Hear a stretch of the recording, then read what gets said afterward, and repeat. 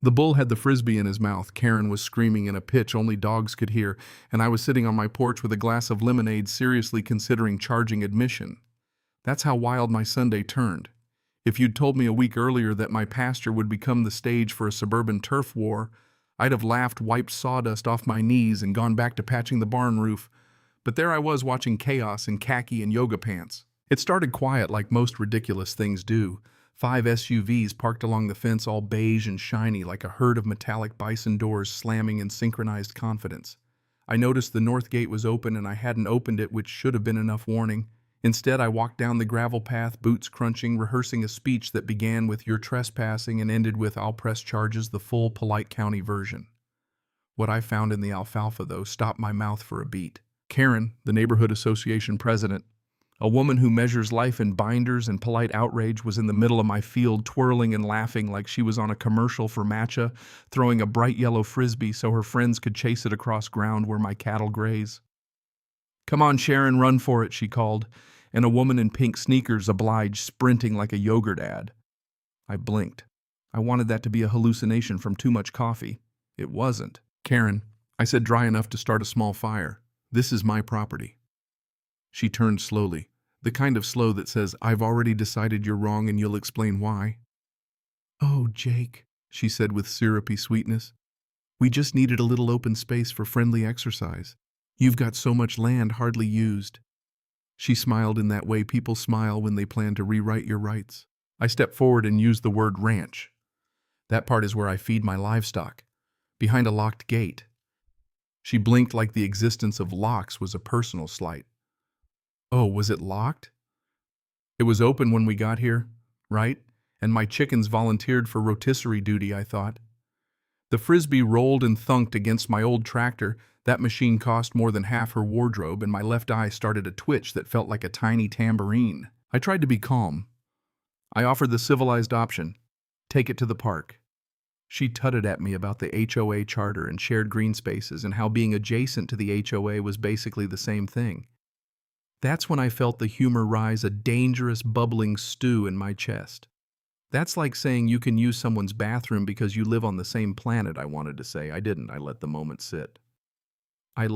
Her friends gathered like a flash mob of entitled optimism, water bottles, sun hats, laughter that climbed a few octaves when the frisbee flew. I had choices: call the sheriff, install more cameras, post signs about my land being private. Or I glanced toward the southern paddock and thought of Buster. Buster isn't your run-of-the-mill bull. I bottle-fed him when he was a calf after his mom gave him the cold shoulder. He's clever, knows the sound of my truck, can open the feed bin with his horns if he's in a mood, and once dragged a lawn chair 50 feet so he could nap in the shade. Most importantly, and this is crucial to the story, Buster hates frisbees. He holds a vendetta against anything disc-shaped, probably tied to an unfortunate drone/pizza box incident 2 summers ago. He is in his way a principled animal. I didn't say a word to Karen.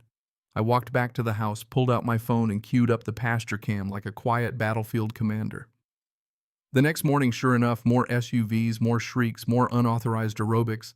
I watched Karen loft another frisbee, and then without ceremony I opened the southern gate. Buster left the paddock like a heavyweight stepping into the ring, not charging like a maniac, but deliberately with the confidence of something used to being second fiddle to nothing. He was massive and kind of graceful for his size, eyes locking on the bright yellow like a predator who hated plastic. Karen saw him 2 seconds too late.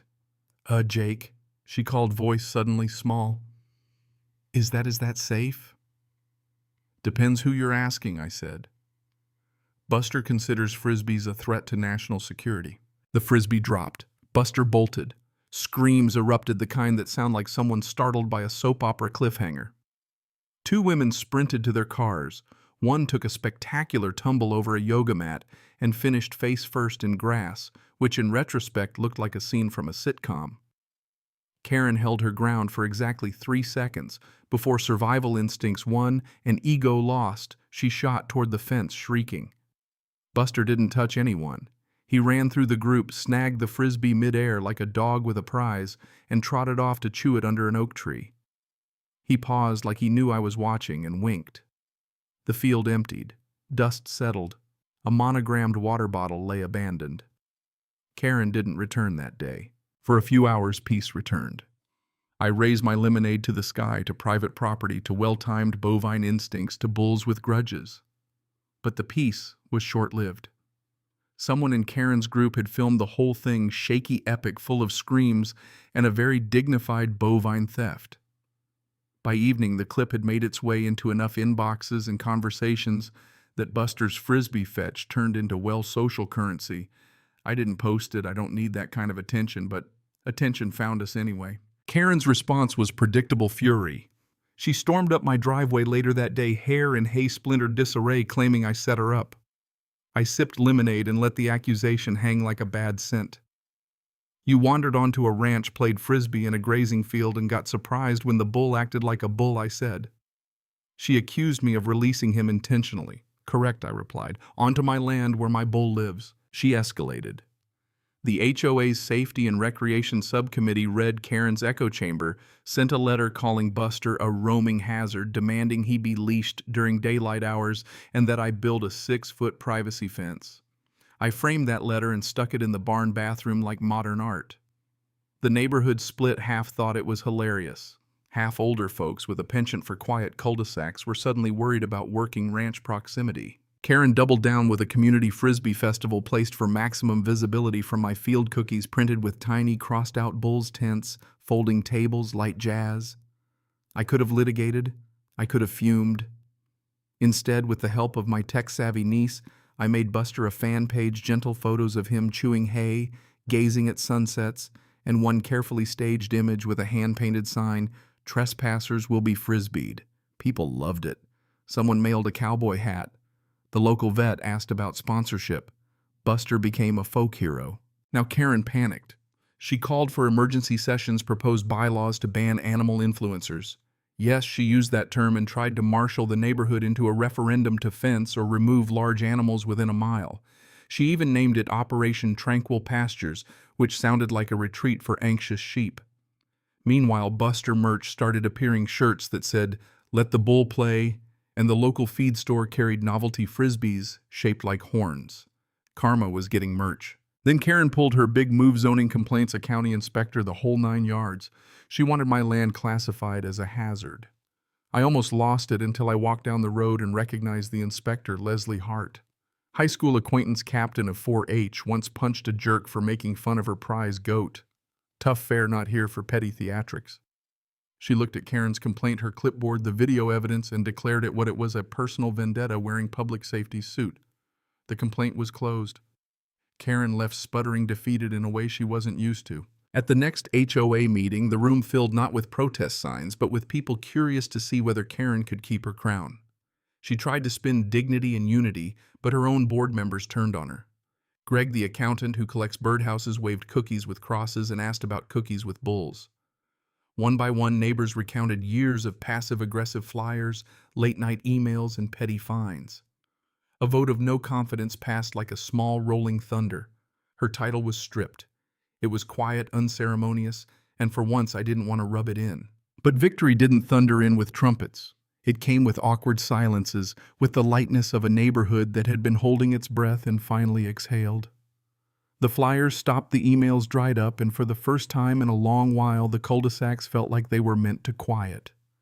Karen lingered, though, like a lawn gnome nobody liked but everyone tolerated. She waved at me one morning, an open, awkward wave that nearly made me drop a 50-pound bag of feed. Then she sent me a handwritten apology, oddly sincere, with a voucher for a steakhouse tucked inside. Burn it, I thought. But I didn't. Maybe humiliation had changed her.